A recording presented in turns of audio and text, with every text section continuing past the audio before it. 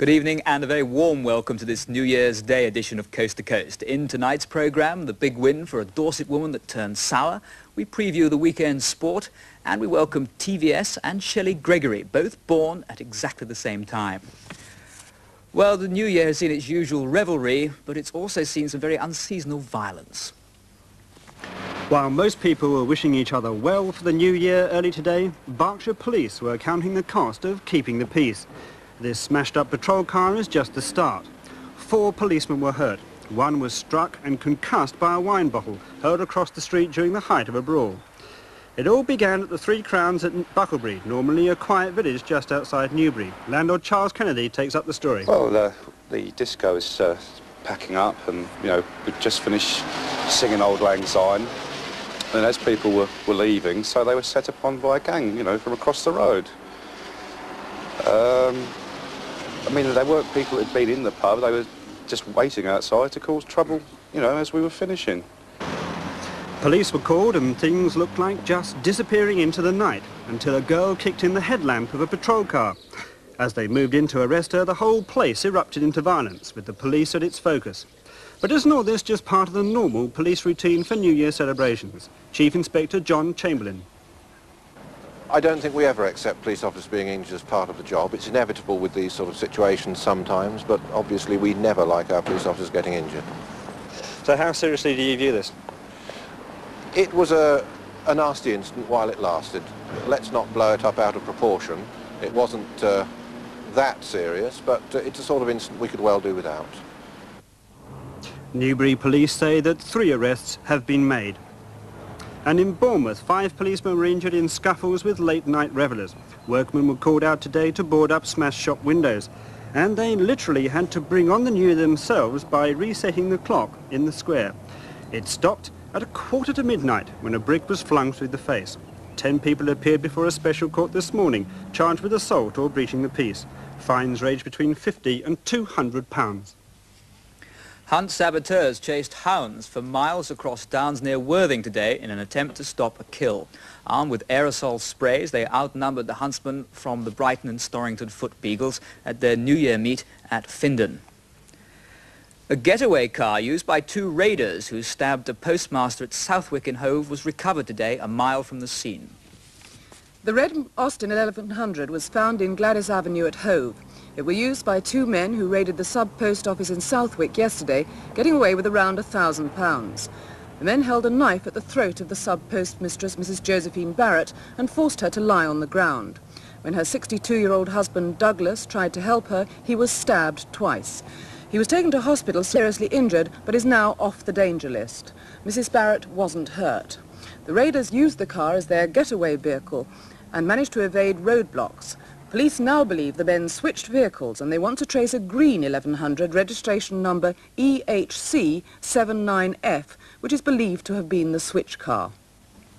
The price of history goes up tomorrow as the Department of the Environment introduce increased charges at most of the South's famous public monuments. At Stonehenge, one of Britain's top tourist attractions, tickets will cost 60p, and it'll cost £1.80 to get into Osborne House on the Isle of Wight. Queen Victoria used to live there, and it's now the most expensive government stately home in the south. Well, after the Christmas festivities, you're probably starting to feel just a little bit guilty about all those extra pounds you've put on. But not Mr. Minter from Purbrook near Waterlooville. He actually wants to put on weight.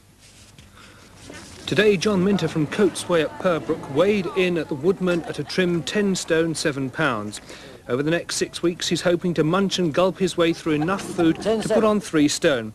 In the process, he's aiming to raise more than £500 for muscular dystrophy. John, if I can just interrupt your practice, how are you going to put on 3 stone in 6 weeks? That's a phenomenal amount of weight. Well, for a start, it's very difficult, right? The first thing I'm going to pack up drinking. There's a lot of people say you shouldn't pack up drinking, you should carry on, but with me, if I drink a lot, I can't eat. So I'm going to pack up drinking. I've already packed up smoking 12 o'clock, and I'm just going to eat as much as I can, as often as I can. What sort of foods? I haven't really thought of any particular food. But lots of chips and... Chips, bread, butter... Bread, cheese, butter, all that sort of thing, yes. But you're a very slim man naturally. What's the fattest you've ever been? My fattest is About 12 stone, I think. 12, just over 12. But I don't know how to put that weight on, but that's my biggest. But you've got to go another stone and a half beyond that. Can Yeah. you do it in the 6 weeks? Whether I can or not, I don't know, but I will do it. The 130-year-old village school at Heriot, near Basingstoke, one of the oldest in the area, is to close. It has just 15 pupils. A plan to mine 150,000 tons of clay on the site of an old Roman settlement near Corfe Castle in Dorset has alarmed archaeologists. The plans come from the English China Clay Company, who say that the operation will involve digging an open pit 90 feet deep. Meanwhile, the Duke of Wellington has won his battle to stop gravel being extracted from the doorstep of his country park at Stratfield Say, near Basingstoke. Rail users in the south may escape the full effects of next week's industrial action by train drivers. British Rail say that the only problems could be on the routes to London, where services may be cut by 10%. Bus users in the south also face bad news, with some of the major operators in the region announcing fare increases, along with cuts in services and possible reviews of routes. A flying start to the new year for young musicians from the Isle of Wight. Today, the island's youth concert band left for Florida for 2 weeks in the sun. The 72 youngsters, aged between 12 and 20, have each saved up £250 towards the cost of the trip. The rest was raised at coffee mornings on the Isle of Wight and at concerts to give a resounding start to the new year.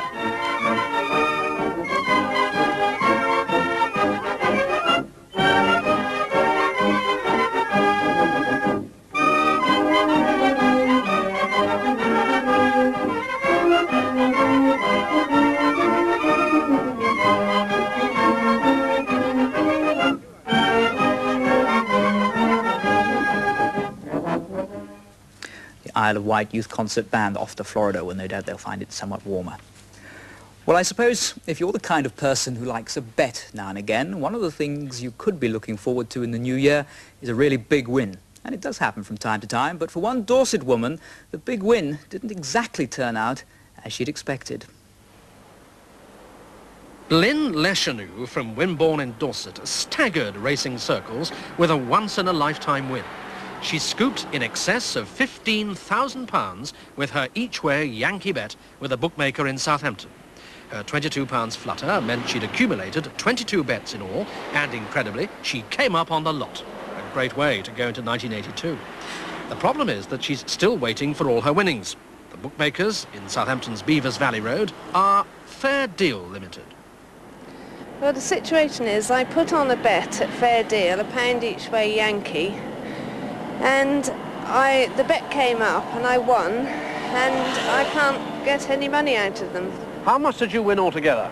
Well, I won 15,500, but they had a £5,000 limit. I see. Now, you have in fact had 1,000 of that money, haven't you, so far? Yes, I have, yes. So they now owe you 4,000. That's correct. Now, and they have in fact sent you cheques, haven't they? Yes, I've had 2 cheques. What happened with those? Well, the first cheque I presented and it bounced, and it was represented and it bounced again. So if it was presented a third time, it would have been invalid. So they sent me another cheque, which I asked for, and that cheque again bounced. It was represented again and bounced again. Bookmakers sometimes cover themselves by placing bets like Mrs. Leschenoux's with another bookie. Mr. Robert Lunn is in charge of Fair Deal. Well, at the time that the bet was placed, there was an agreement between, an informal agreement between myself and another bookmaker. We were discussing with a view to a partnership. And the arrangement was that any large bet that started to run up, I should firm through to him and he would take the appropriate action necessary to lay it off, since he had all the necessary laying off accounts and so on. Yes. This bet, when it started to run up after the second horse had won, was firmed through to him, and no action was taken by him to cover the bet at all. Now, this lady won around £15,000 to £17,000, but you only allow her to collect £5,000 because you have a limit on bets. Why is that? All small shops have fairly low limits, usually in the region of 5, 7.5 or 10,000, depending on the size of the shop.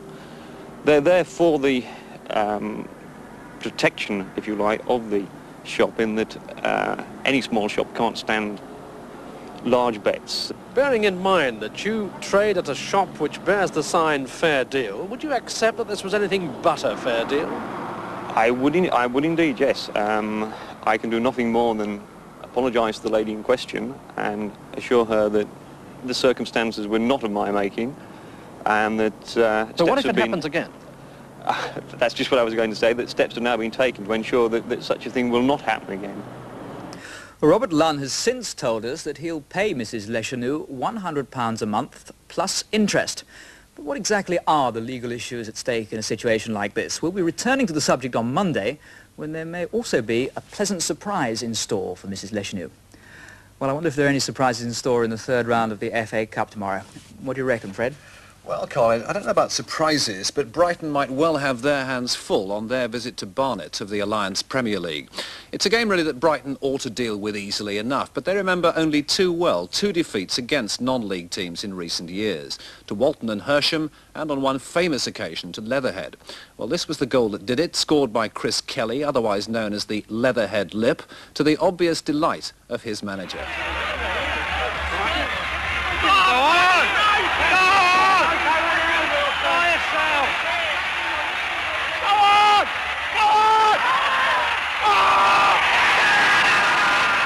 So who needs commentators anyway? Well, Brighton have come a long way since then, but it still won't be easy tomorrow, and they'll find Barnet's ground very different from their usual First Division haunts. Gareth Evans now reports. It's the first time that Barnet's humble ground has seen First Division opposition in a competitive match, and the biggest crowd they can expect will be around 7,000. The odds may be stacked against the part-timers, but they do have one special advantage. And this is it, the infamous Barnet pitch. It slopes quite steeply from end to end, very different from the type of playing surfaces Brighton are used to. This fact, coupled with home advantage, could more than compensate for Barnet's inferior skills. Yet, if footballers' superstitions are anything to go by, tomorrow's result could hinge on the toss of a coin. You see, some of the Barnet players believe that Lady Luck will desert them if they play downhill the first half. So for captain John Watson, it's very important to win the toss and play uphill. It's a decision which will be closely watched by this man, Barnet's new signing, Danny Westwood. He's just come from 3rd Division Gillingham, where he scored 84 goals.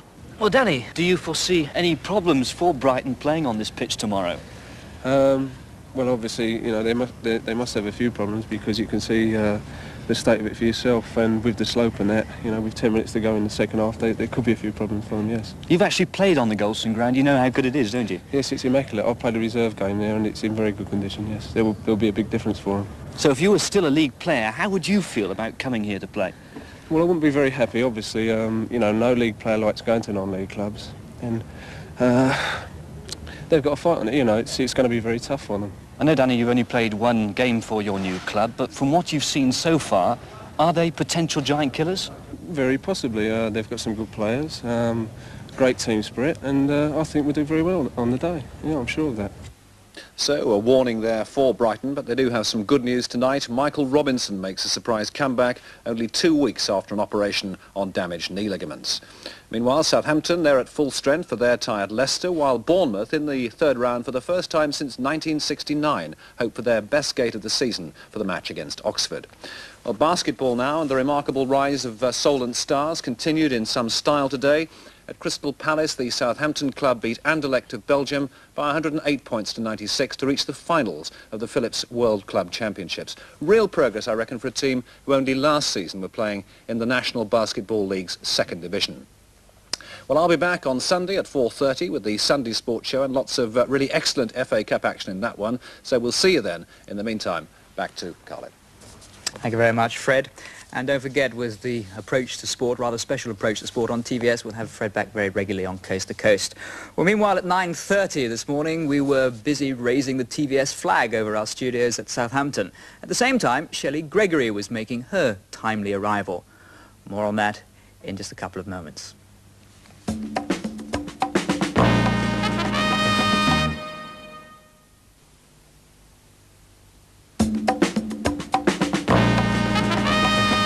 Coast to Coast on what is really a rather momentous day for all of us here on TVS.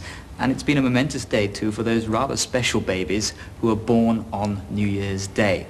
And this is one of two born at the Princess Anne Hospital in Southampton, young Shelley with mum Lynn. And when was she born?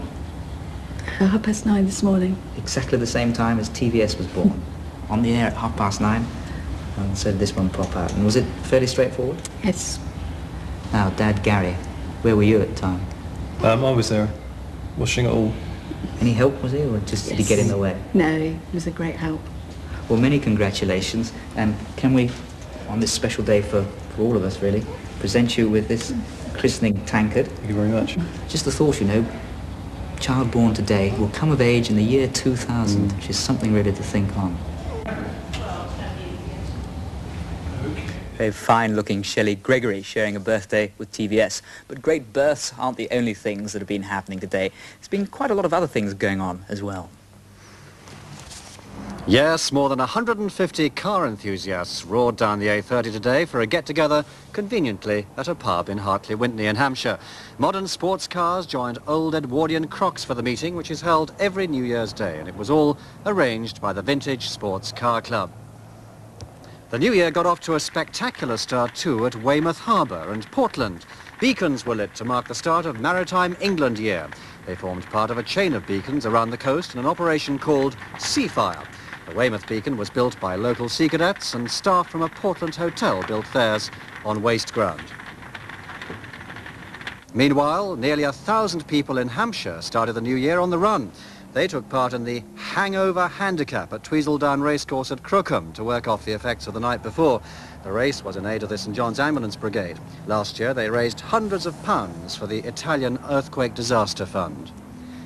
And how about this for a way to bring in 1982 with a splash?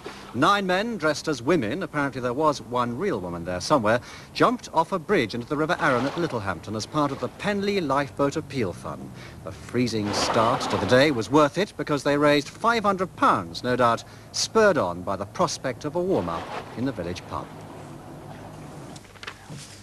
Well, as you might imagine, it's been a pretty exciting New Year's Day for us here at TVS. Along with my colleagues, I was up with the lark to get us on the air with a special programme called Bring in the New, which started at 9:30. It was a pretty hectic time for all as the South's brand new television station wound itself up and burst onto your screens for the first day of 1982.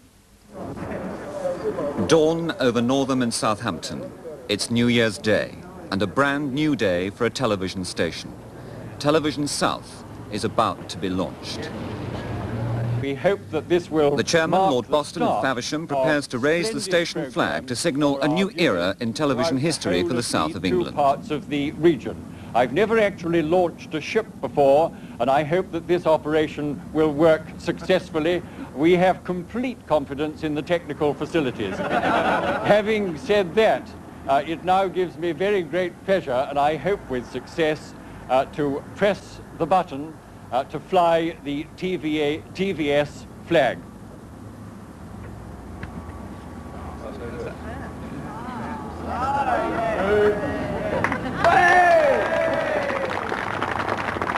What can the viewers expect now of Television South?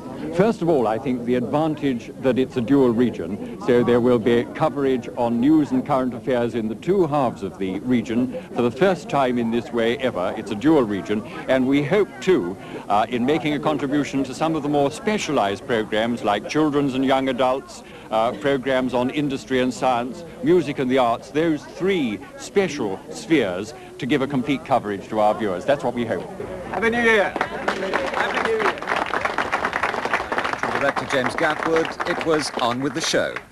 Cut! Now get to work! There's 1 minute of this left, 1 minute. Then we're coming out to the newsroom here. 9:30 this morning in the Coast to Coast newsroom, and Chris Pollard faces the camera to deliver the station's first news of the day. Yeah. One of the policemen was taken to hospital after being struck by a wine bottle, but he wasn't detained. And the Today, Television South made its own news at the end of a year's preparation, which involved recruiting 200 extra staff committed to supplying programmes for almost 5 million viewers and covering an area of more than 700 square miles. Khalid Aziz introduced Bring in the New, and there was a scene stealer in a 9-week-old English Springer Spaniel who just happened to sport the station's colours of brown and cream. And we're looking for a name for her, so perhaps you can help. Anyway. Beginning of term for Television South means a staff photograph, putting the faces behind and in front of the camera in focus. And just in case anyone was caught with a feeling of too much first-day euphoria, Lord Boston had this parting shot for the BBC. TVS, beware of imitation. Beware indeed. Chris Peacock reporting on the birth of a station. Well, so far today it's been pretty damp and misty, so let's find out whether it's all going to improve. The man in the know, Trevor Baker. It's going to improve in parts, Khalid. It's certainly going to be a mild weekend. There won't be any snow anywhere in the region, but there will be rain about tomorrow, though I think Sunday will be a mostly dry day. Sunday probably the better of the 2 days. Now, we have a lot of fog in the Midlands, which is moving south into our area now. This will clear away during the night and then be replaced by rain coming in from the Atlantic ahead of these fronts. And they'll move through during the course of tomorrow, and then behind them that rather brighter weather will come in to replace the rain. Now, here's the satellite picture that was taken this afternoon, and there's the thick band of cloud here covering Ireland, which is bearing the cloud, which is bearing the rain, and that is moving towards us fairly quickly. Right, here's the forecast chart for noon tomorrow. And rain will spread from the southwest to the northeast across the whole of the country during the course of the day, but an improvement will spread into Ireland and into Wales and southwest England by about midday, into the rest of the country during the rest of the afternoon and evening. And sea crossings, which are fairly smooth now, will become quite choppy tonight and rather rough tomorrow. Now, in the south, the main hazard this evening is fog, which is going to develop fairly widely over our area. It's already started in places, but that will clear by about the middle of the night. Most of the night dry, but by late night, early in the morning, right about dawn time, rain will start to get into Wiltshire and Dorset and then move steadily across the whole of the region. So everywhere there'll be rain during the course of the morning and perhaps in the early afternoon as well. And then it'll all clear away. And by the end of the day, we may well get at least a little sunshine. But on the whole, it'll be a cloudy day. Our temperatures tonight will fall to about 1 degree centigrade, so there'll be ground frost in many places. But during the night, the temperatures will go up, and by tomorrow afternoon, they'll be up to about 10 centigrade. That's much higher than they've been today. Winds are going to be variable in direction tonight, and during the night, they'll become southerly, increasing in strength to about force 5 to 7, possibly reaching gale force at times, and that's the forecast. Thank you very much, Trevor, and that's all from Coast to Coast. We're back on Monday with the first full-length edition of the programme, an hour of news starting at 5:30. So do have a wonderful weekend, and I look forward to being with you once again on Monday. Meanwhile, the voices of the Pestalozzi children from Sussex. If you're watching this morning, you'll know that they sang Morning Has Broken for us. Here they are now with Imagine.